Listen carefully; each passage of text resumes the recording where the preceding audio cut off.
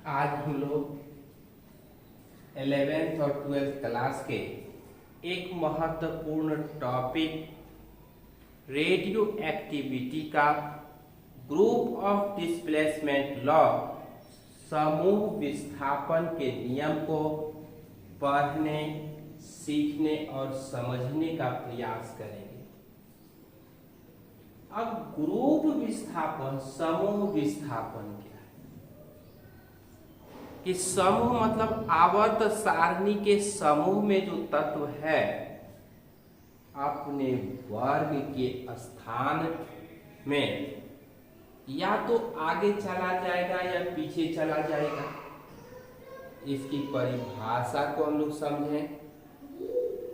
जब किसी रेडियो सक्रिय तत्व के परमाणु के नाभिक से अल्फा या बीटा किरण का उत्सर्जन होता है तो एक नए तत्व का निर्माण होता है। बनने वाला नया तत्व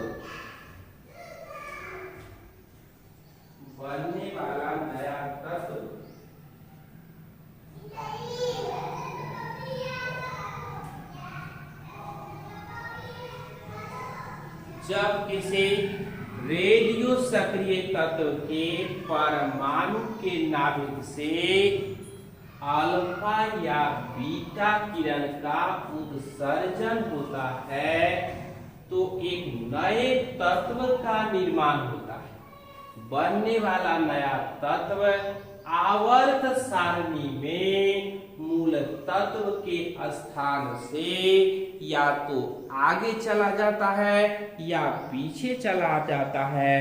इसी नियम को हम लोग समूह विस्थापन का नियम, ग्रुप ऑफ डिस्प्लेसमेंट लॉ कहते हैं। अब समूह विस्थापन के नियम को सॉडी तथा फाजन्स ने दिया था। किसने दिया था? सॉडी और फाजन्स। और यह क्या है?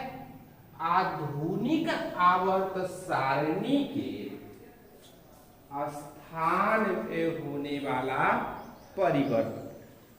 कब परिवर्तन होगा? जब या तो अल्फा किरण का उत्सर्जन हो या फिर बीटा किरण का उत्सर्जन। सॉडी और फाजन्स के द्वारा दिए गए समूह विस्थापन के मुख्यतः दो नियम हैं और किसी किसी किताब में 3 नियम की भी चर्चा की गई है। आगे हम देखेंगे, समझेंगे, सीखने का प्रयास करेंगे कि यह नियम कौन कौन है। पहला नियम है अल्फा किरण के उत्सर्जन से संबंधित। क्या कहा गया? कि जब किसी रेडियो सक्रिय तत्व के परमाणु के नाभिक से अल्फा किरण का उत्सर्जन होता है तब एक नए तत्व का निर्माण होता है। बनने वाला नया तत्व आधुनिक आवर्त सारणी के अपने मूल तत्व के वर्ग से 2 स्थान पीछे चला आता है। मतलब जब किसी रेडियो सक्रिय तत्व के परमाणु के नाभिक से अल्फा किरण का उत्सर्जन होता है तो एक नए तत्व का निर्माण होता है। बनने वाला नया तत्व अपने मूल तत्व के स्थान से आधुनिक आवर्त सारणी में 2 स्थान पीछे खिसक जाता है। क्यों खिसकता है? कि इसकी जो परमाणु संख्या 92 है, दो परमाणु संख्या अर्थात प्रोटॉन की संख्या में कमी हो जाती है। और हम जानते हैं, आप जानते हैं कि तत्वों को परमाणु संख्या के आधार पर सजाया गया।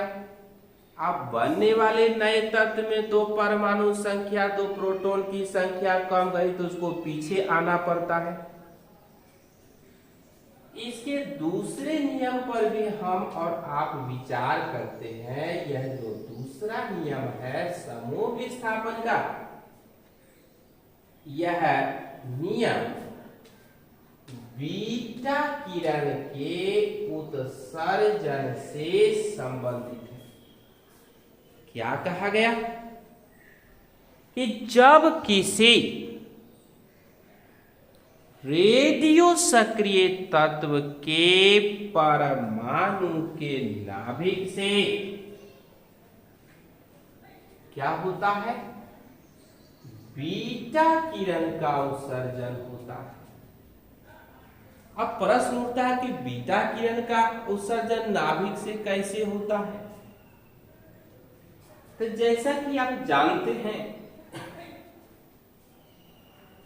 कि न्यूट्रॉन का द्रव्यमान प्रोटॉन के द्रव्यमान से थोड़ा अधिक होता है।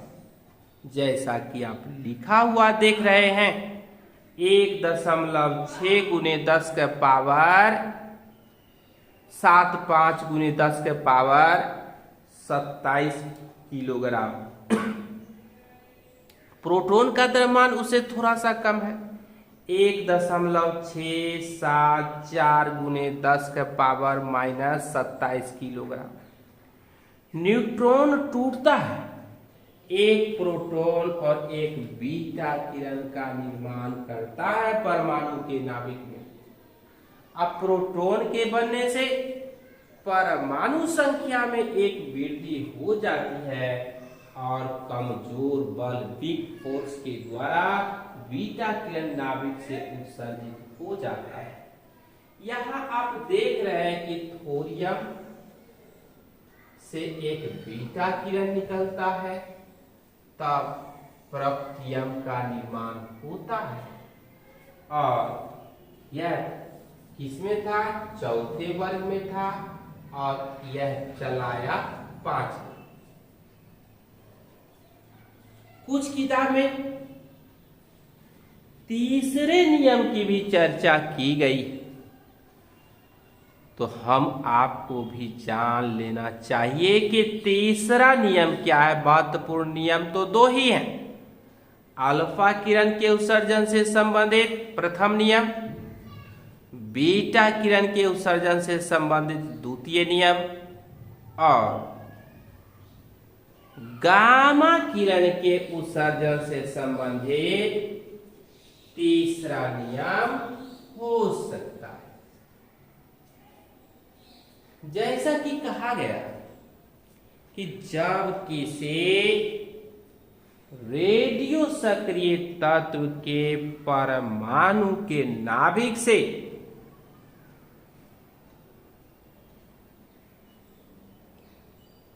अल्फा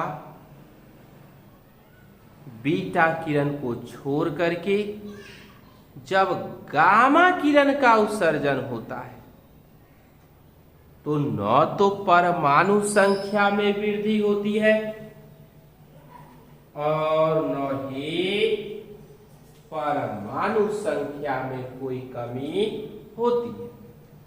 अर्थात नए तत्व का भी निर्माण नहीं होता है और वह तत्व उत्सर्जन के बाद भी जहां पर था वहीं पर रहता है, उसके स्थान में भी कोई परिवर्तन नहीं होता। इसलिए समूह विस्थापन का मुख्यतः दो ही नियम होना चाहिए। प्रथम नियम अल्फा किरण के उत्सर्जन से संबंधित नियम और दूसरा बीटा किरण के उत्सर्जन से संबंधित नियम होने चाहिए थे।